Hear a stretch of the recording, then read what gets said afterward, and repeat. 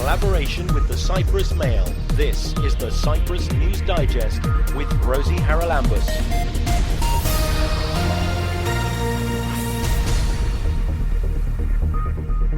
Coming up this week, the war in Ukraine rages on. But should Russia manage to topple the current Ukrainian government, the road ahead is fraught with difficulties.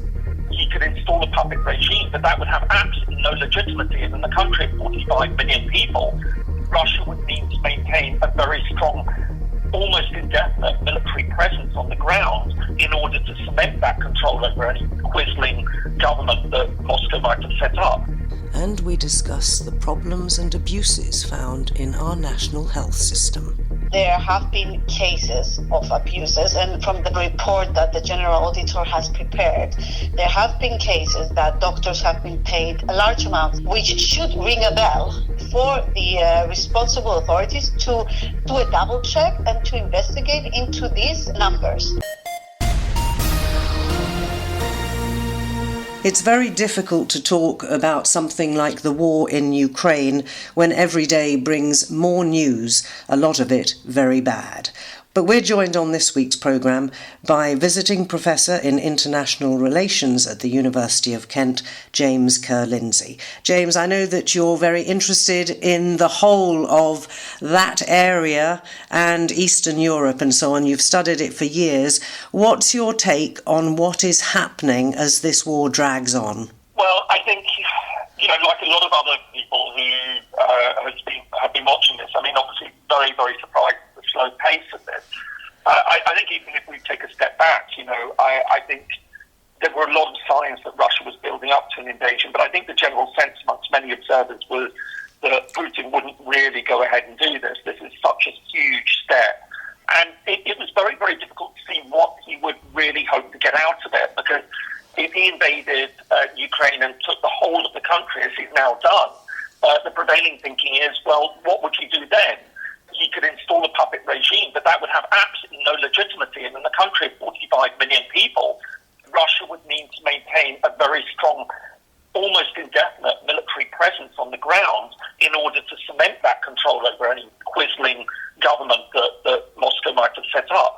So there was a sense that, well, look, even if he does it, it's going to be a sort of a limited invasion, probably to try and take those extra areas in the Donbass, so those two predominantly Russian-speaking areas in the east, that Russia had up to that point, or Russia's proxies had at the point just taken about a third of them, and he would try and take the other two-thirds and then say, right, okay, that's now Russian territory. I want a peace agreement that's going to sign off on Crimea, that you're not going to join NATO, and that's going to be my price.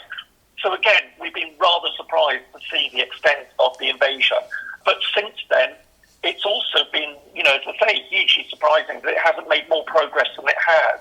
And, there is a sense now that, maybe Russia might not walk away with what is expected, whatever that might have been. Now, Mariupol has been very much in the news, and we must tell people that although this programme is going out on a Friday, we're talking on a Monday. So things could change dramatically. But the latest news I've read is that Russia has demanded that the military in Mariupol surrender, and then that they will then let the civilians leave the city. And that has been categorically refused by the Ukrainian government. So what happens next there?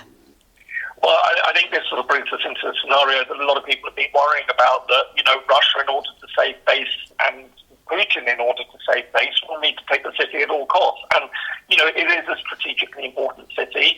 There's been a lot of talk about how Russia has taken Crimea, it's got the east, and how it wanted to get that land strip that would link the east of Ukraine to Crimea. Because, of course, Crimea actually isn't directly linked to Russia. There's a bridge, but it's a very small bridge, relatively speaking, and it certainly doesn't meet Russia's real needs. So there was a sense of creating this sort of land corridor that would link the east of Ukraine, which was Russia's key target, with Crimea.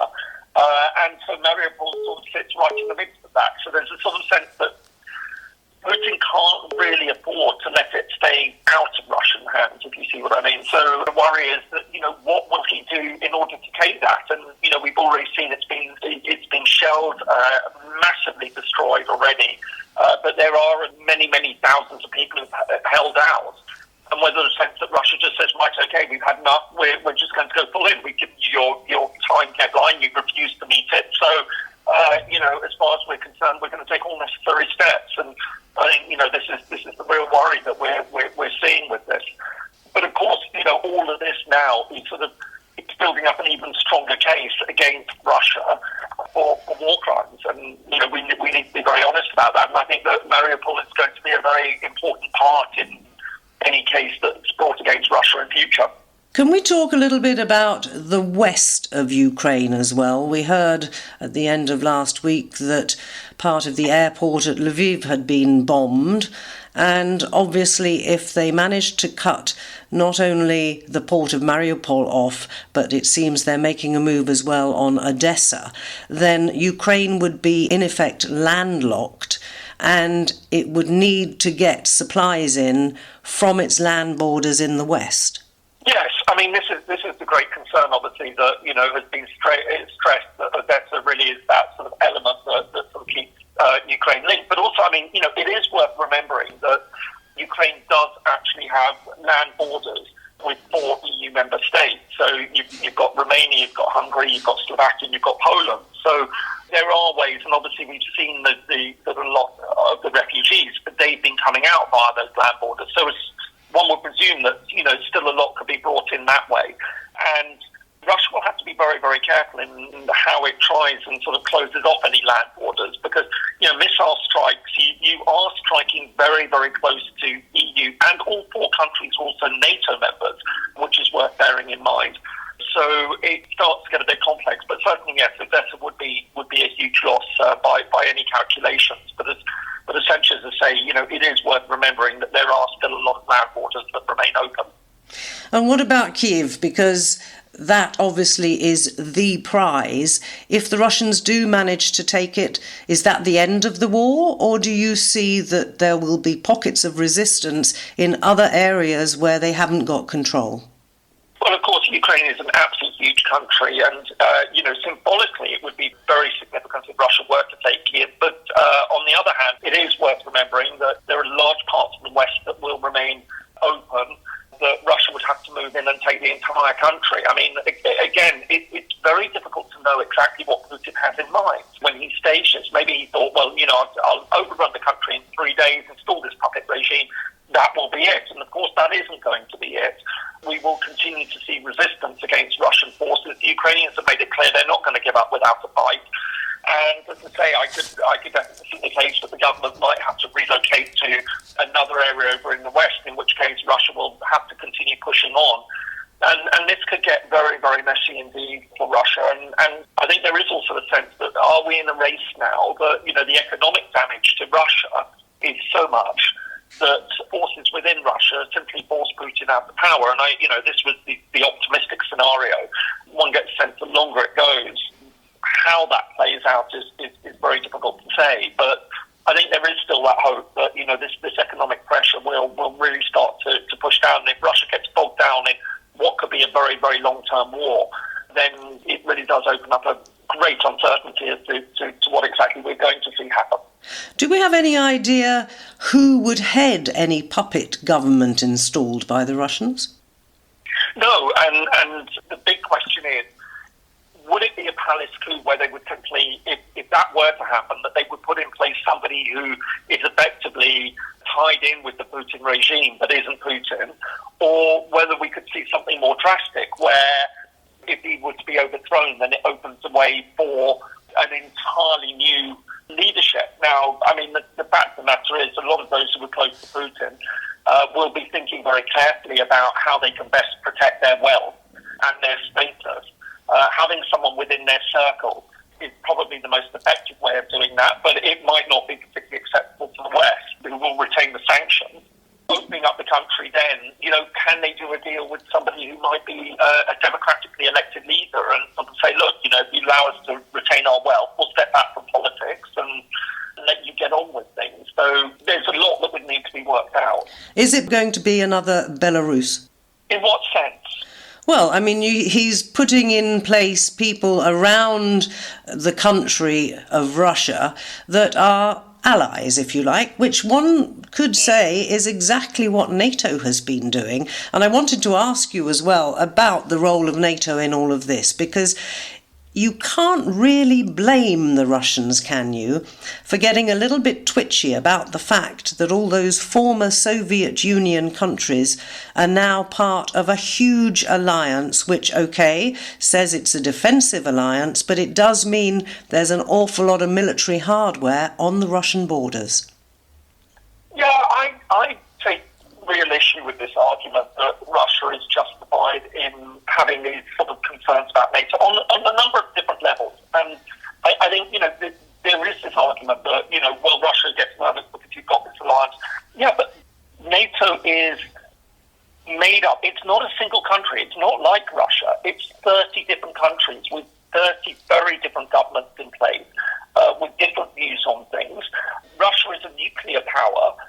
There is no way that any, NATO as an organisation of 30 countries, it's all suddenly, all those leaders are going to wake up tomorrow and say, yeah, let's invade Russia, a nuclear country. So that's, I've never bought that argument. I think also the argument is, but Russia as a sovereign state can move its missiles as close as it likes to NATO.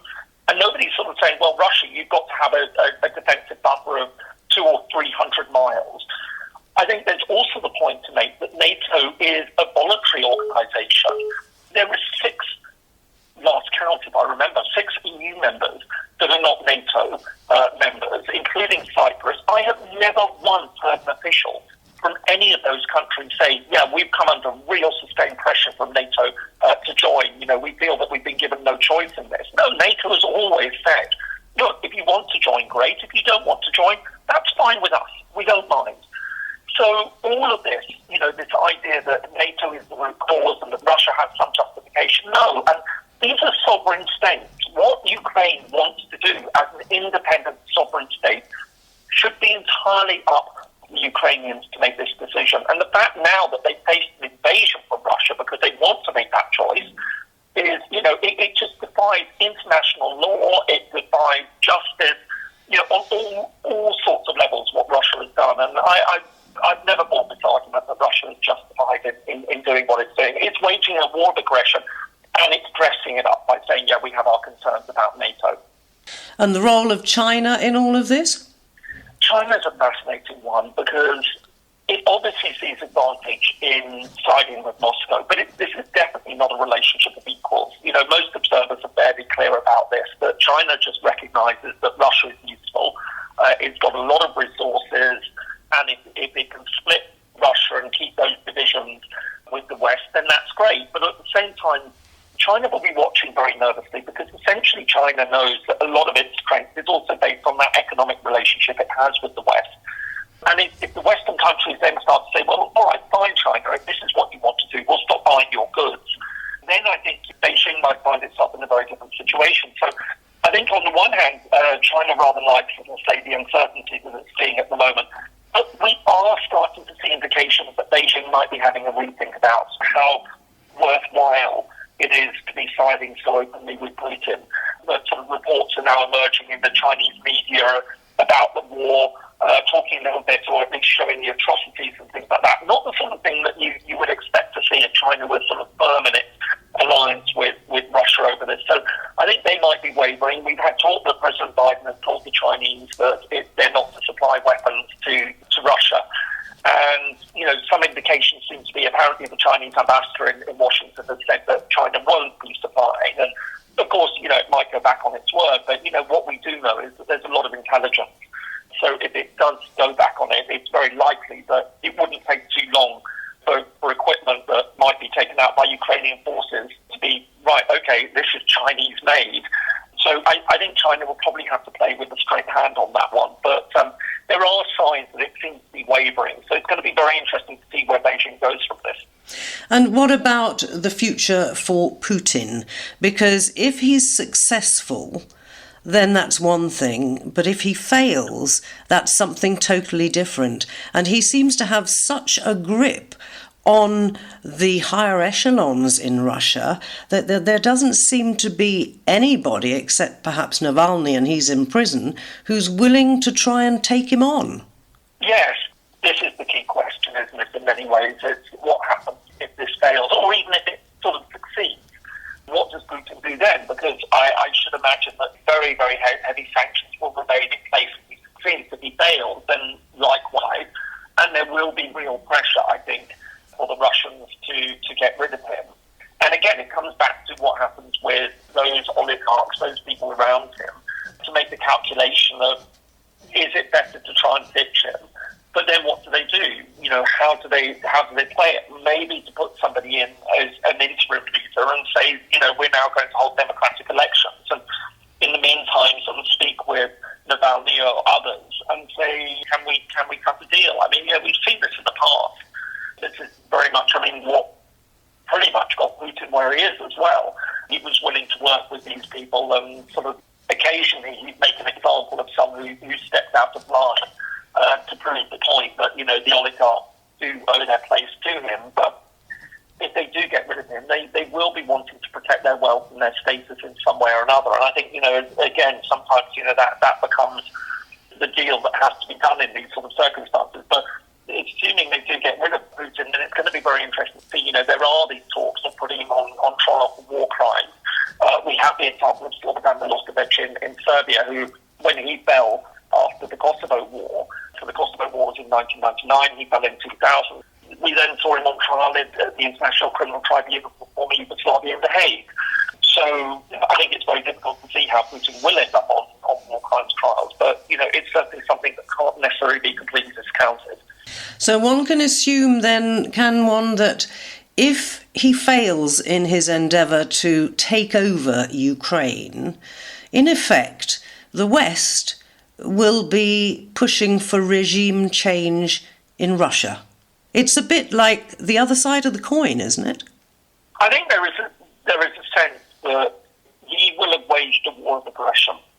And this is somebody who had waged previous wars of aggression.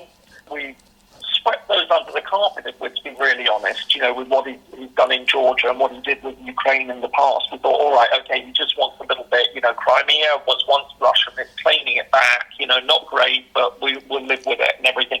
I think this has now crossed the line. I think there is a real sense that, you know, this is somebody who, you know, has overstepped all the boundaries of international law and, you know, ideally would be put on trial, but if that can't happen, then at least getting rid of him means that, you know, maybe having a new leadership in Russia. But, you know, there's only so much that can be done. I mean, NATO is not going to invade Russia to overthrow him. This is going to have to be something that's done from the Russians themselves. Now, I mean, that's not to say that time, effort, money won't be put into funding groups and support. But, again, we know that Russia has been doing that. And this is sort of the, you know, the game that goes on a lot in international politics, even today. But it's very, very different from NATO then saying, well, we're going to send in troops up to Moscow to overthrow him in rather the same way that, you know, the United States tried and did with Saddam Hussein, for example, in Iraq. So I think the aim is regime change, but it's going to have to be regime change that comes from inside. Well, international relations or international politics is quite obviously a pretty dirty business. But it's been a pleasure talking to you, James Kerr-Lindsay, visiting professor at the University of Kent, bringing us up to date on the events in Ukraine. Thanks for joining me. This is the Cyprus News Digest with Rosie Haralambous. On the Cyprus front, as far as news goes, the Gezi health system has been much on the front pages over the last several weeks. Abuses by doctors, abuses too by patients. There's a lot of things to sort out. And then we have ministers saying that it is unsustainable as it is. So it's a welcome to this week's programme to the Vice President and now currently the acting chair of the House Health Committee in our Parliament. She is Savia Orfanidou. Savia, thanks for joining me. It's a mess, really, isn't it? What are we going to do about it?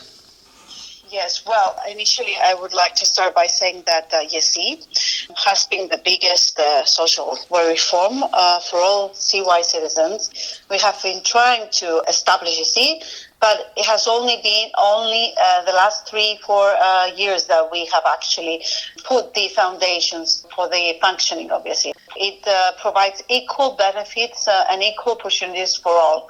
Having said that, of course, after almost 3 years of the functioning of YESI, we have spotted some weaknesses, some things that are not working well, and we should find ways to correct these weaknesses and these abuses, as you have already mentioned. So the first issue is the one that you have already mentioned, the abuses both by the doctors and by the patients.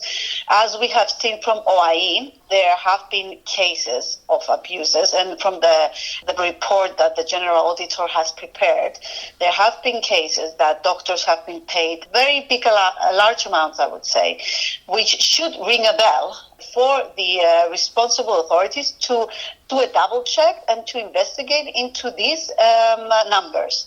So the first thing is that we have suggested to have clinical audits by health professionals so that we can check these amounts, because they're very large in some cases. Can I just interrupt you there and say Yes. that it does seem to me that we spent a lot of time actually drawing together the rules and regulations for our National Health Service before it was introduced.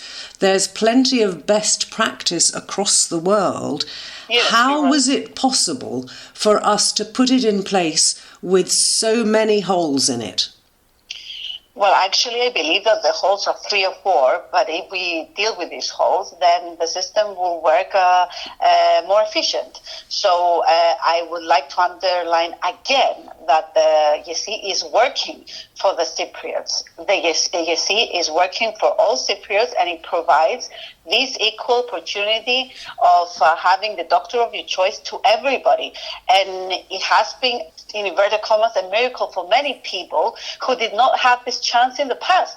So I do not want to undermine in any way the importance of establishing YESI in my country. What I do want to stress, though, is the fact that these holes, which are 3 or 4, are very important, and if we do not deal with them immediately, we will have problems of sustainability of YESI in the future.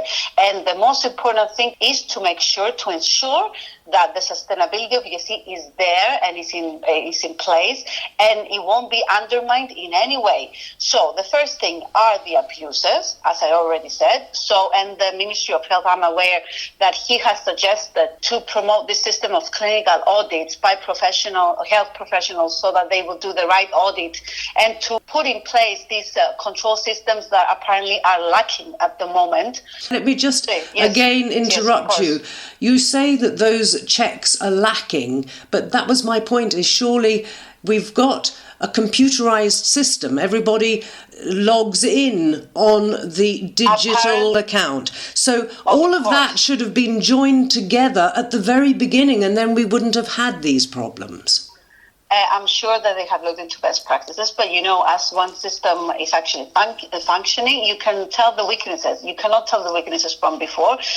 You might be able, in theory, to do the perfect system, but in practice, it will show that there are some clauses and some weaknesses that need to be addressed. So that's why perhaps they haven't promoted these clinical audits that they should be promoting. So this is one of the suggestions that we made. And the other suggestion is what the Democratic Rally has been saying the last couple of months, to change the system of compensation of the doctors, the personal doctors, so that the personal doctors will not be compensated only according to the number of patients that they have registered to them. 70% might be that factor, the number of patients, but 30% or 40% can be based on qualitative criteria, so that they will have a motivation to book appointments for patients even earlier than what they do now, and to look after, in inverted commas, the patient even better.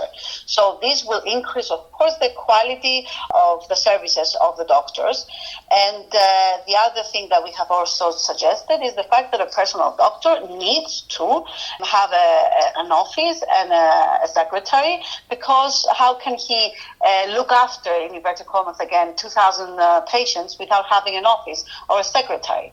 This increases and enhances the good quality of services, along with the fact that the Ministry of Health has also suggested that personal doctors who are above 80 years old, we should re-evaluate or recheck, I don't know the right word, the number of patients they have registered to them, in order to minimize the danger of undermining this quality of services. Now, can I ask you about this number of patients that doctors have? We now know, because I know that at the beginning when it was all being set up, we weren't sure how many doctors would actually register as general practitioners for the system. We do know that now. So why can we not just divide those number of GPs into the number of patients? And let's say, 2,000 patients seems like a lot to me, but perhaps it should be more, perhaps it should be less.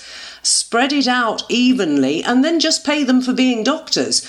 Their job as a doctor is to see their patients, so it surely isn't up to how many patients they see. And then we come on to this issue of referrals. You well know, as I do, because we were in the system before we had this GESI, that you, generally speaking, went straight to the specialist doctor. If you had a stomach ache, you went to a gastroenterologist, etc. Now, you go to your GP, he says, oh, hello, oh, you've got that, go and see so-and-so. He doesn't even examine you half the time. And surely a GP should be able to make a simple diagnosis and only refer you to a specialist if that diagnosis suggests that there is a serious problem. Okay, first of all, the main provision of GESI is for the patient to choose their doctors. So we cannot divide the number of patients with the number of doctors. A patient has the right to choose his personal doctor, and he has the right to choose which specialist he or she should see if he has a specific problem. So what we can do is change the provision of how many patients can be registered to the personal doctors. So maybe we can look into this, in addition to what I have already said before about the Ministry of Health saying that we need to re-examine the fact that above an age, like let's say 80, a personal doctor cannot have registered so many patients. So this is one thing. And the other thing, yes, you're right about the referrals. That's why we are a bit worried, and that's why we have suggested that the compensation of the personal doctors should be divided either 70 to 30 or 60 to 40 between how many they have registered and other qualitative criteria. And I'm aware that OIE has already informed us that according to the GESI that we have already voted, the legislation, the philosophy of the GESI that we have already voted, this is included in the legislation, and they are proceeding now with the change of the compensation according to what we are suggesting. So this is one way of dealing with the referrals and one way of dealing with this problem of personal doctors not looking into the patients when they refer them to the specialist. The second extremely important issue is the fact that some of the services that, according to the GESI law, should have been covered, money-wise, by the spherical budget of GESI, are covered by the Ministry of Health. And this leads to the fact that from the one side, the patients give their contribution to GESI as they should be according to the GESI legislation. But on the other hand, when some services that are not covered by the spherical budget of GESI are covered by the ministry, then the money comes from the central budget of the government. And that budget comes from the money that taxpayers pay. So at the same time, you have people paying their contributions to GESI and at the same time pay through their taxes for services that should have been covered through GESI. So they pay twice. So we have spotted this, and this has been spotted especially by the Minister of Finance. And that's why we said that we need to find a solution. This has to do with the services of sending patients abroad when they have a problem, or sending patients outside GESI, inside Cyprus, or regarding some medicines that are not covered by GESI that they should have been covered. So we said that we should find ways for OIE to cover all these expenses inside the spherical budget of GESI and not these services to be paid by the central budget of the government. Savia, we're going to have to end it there because I'm out of time. I can see that we need to talk again about this because there are so many different issues here. How long, very, very quickly, because we are out of time, how long do you think it's going to be until the amendments that are needed to make this run sustainably and smoothly are going to be in place and passed into law? We are expected from the Ministry of Health to submit to the Parliament some form of legislative change to deal with this problem which has arisen from the legal opinion of the Attorney General. And we're expecting this now, as well as the Minister of Health has given a specific timeline until June or July to IE to follow 6 or 7 steps that I have already mentioned about the abuses, the control system. So can we say by summer this should be through? To be honest, we're hoping because we need to secure the sustainability of the So we do indeed. Savia, we will have to renew our conversation in a few weeks when we see where this is going. But thank you very much indeed for joining me and for your time. Thank you. Thank you very much.